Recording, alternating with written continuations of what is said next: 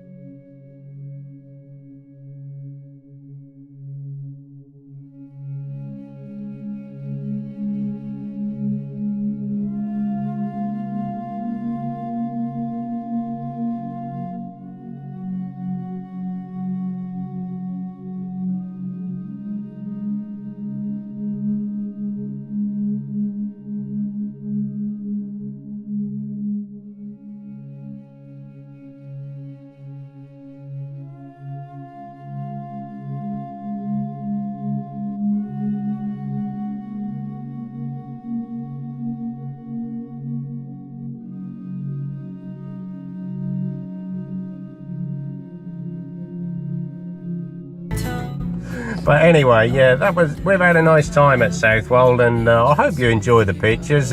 We got up early especially for you. Not that that bothers Mickey and me that much, because we're normally early risers anyway, but we got there for the sunrise, which was the main objective of the day. We got those pictures. So I hope you enjoyed the video. If you have, click the like button and click the subscribe button if you want to see more of these videos, and also the little bell next to the subscribe button.